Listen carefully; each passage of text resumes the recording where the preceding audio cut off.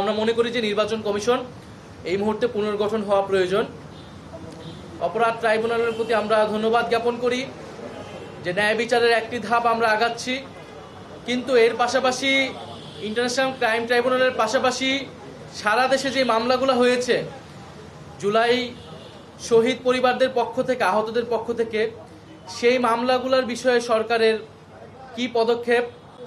আমরা দেখতে পাচ্ছি পত্রিকায় যে জামিনে আসামিরা ছাড়া পাচ্ছেন এবং তারা শহীদ পরিবার এবং আহতদেরকে হুমকি দিচ্ছে। ফলে সেই জায়গায় শহীদ পরিবার আহতদের নিরাপত্তা এবং বিচারের একটা রোড ম্যাপ আমরা চেয়েছি, যে নির্বাচনের আগে যাতে বিচারের একটা রোড ম্যাপ প্রকাশ করা হয়, যে প্রায় 800 মতো মামলা হয়েছে, এই মামলাগুলোর এখন অবস্থা কী এবং সেগুলো কিভাবে পরিচালিত হবে, কতদিনের মধ্যে সেটা কোন প্রক্রিয়ায় সম্পন্ন হবে। দ্বিতীয়ত আমরা জুলাই সনদ নিয়ে কথা বলেছি। যেহেতু জুলাই সনদ স্বাক্ষর অনুষ্ঠান আয়োজিত হয়েছে এবং জাতীয় নাগরিক পার্টি সেখানে অংশগ্রহণ করে নাই, ফলে আমরা আমাদের অবস্থান সরকারের কাছেও তুলে ধরেছি, ঐক্যমত্য কমিশনের কাছেও আমরা তুলে ধরেছি। আমরা সেই কথাগুলোই পুনর্ব্যক্ত করেছি যে জুলাই সনদের শুধু কাগজে মূল্যে আমরা বিশ্বাসী নই। ফলে জুলাই সনদ বাস্তবায়নটা কিভাবে হবে সেইটার সম্পর্কে নিশ্চয়তা পাওয়ার পরে আমরা স্বাক্ষর করব। সেক্ষেত্রে জুলাই সনদ আমরা একটি সাংবিধানিক আদেশের কথা বলছি, যে আদেশটা ডক্টর মোহাম্মদ ইউনূস প্রধান হিসেবে উনিই জারি করবেন। কারণ জুলাই গণ অভ্যুত্থানে জনগণের যে সার্বভৌম ক্ষমতা, সেটার একমাত্র বৈধতা ডক্টর মোহাম্মদ ইউনূসেরই আছে, সেটা প্রেসিডেন্ট চুপ্পুর নাই। ফলে সাংবিধানিক আদেশ যেটা সংবিধান বহির্ভূত হিসেবে দেওয়া লাগবে, সেটা কোনোভাবেই প্রেসিডেন্ট চুপ্পু দিতে পারবে না, সেটা ডক্টর মোহাম্মদ ইউনূসকে দিতে হবে। সেটার আইনি এবং রাজনৈতিক কারণ আমরা ওনার কাছে তুলে ধরেছি। দ্বিতীয়ত নোট অফ ডিসেন্টের বিষয়টা আমরা বলেছি, নোট অফ ডিসেন্টের কোনো কার্যকারিতা থাকবে না।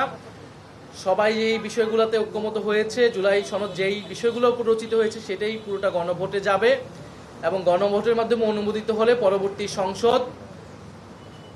সংসদের একটা গাঠনিক ক্ষমতা থাকবে, যার ফলে তারা একটি সংস্কারকৃত একটি নতুন সংবিধান তৈরি করবে।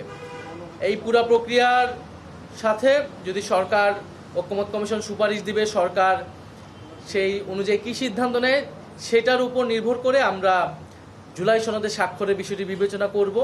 এটা সরকারের কাছে আমরা আমাদের দাবি জানিয়েছি এবং এই দাবিগুলো যাতে বিবেচনা করা হয় এবং সরকার যাতে সেই পথে সেইভাবে যৌক্তিকভাবে এই জুলাই সনদ বাস্তবায়নে আগায়, সেই বিষয়ে আমরা জোর দাবি জানিয়েছি।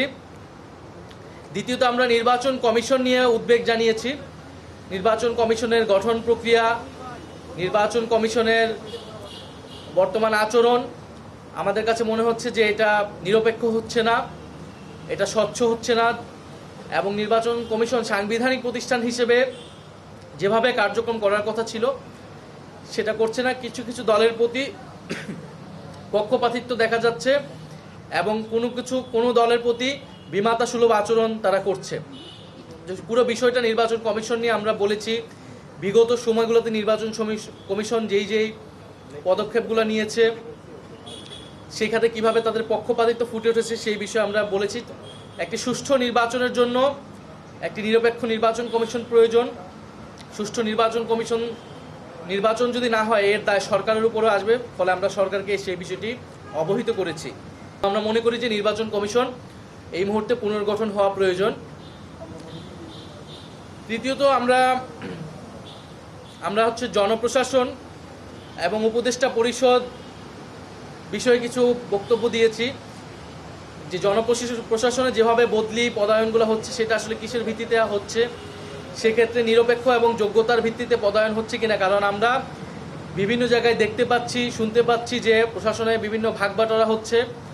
বড় রাজনৈতিক দল হিসেবে যারা পরিচিত তারা নিজেদের মধ্যে প্রশাসন, এসপিডিসি এগুলো ভাগবাটোয়ারা করছে এবং নির্বাচনের জন্য তারা সেই তালিকা করছে, সরকারকে সেগুলো দিচ্ছে এবং উপদেষ্টা পরিষদের ভিতর থেকেও সেই দলগুলোর সাথে সে ব্যাপারে সহায়তা করছে। ফলে এভাবে চললে সরকার নিরপেক্ষতা প্রশ্নবিদ্ধ হবে। ফলে সরকার যাতে নিরপেক্ষভাবে ফাংশন করে এবং উপদেষ্টা পরিষদে যাদের বিরুদ্ধে এই সংশ্লিষ্টতাগুলো রয়েছে, অদক্ষতা, দুর্নীতি এবং রাজনৈতিক দলীয় পক্ষপাতের, তাদের বিষয়ে যাতে প্রধান উপদেষ্টা সিদ্ধান্ত নেন।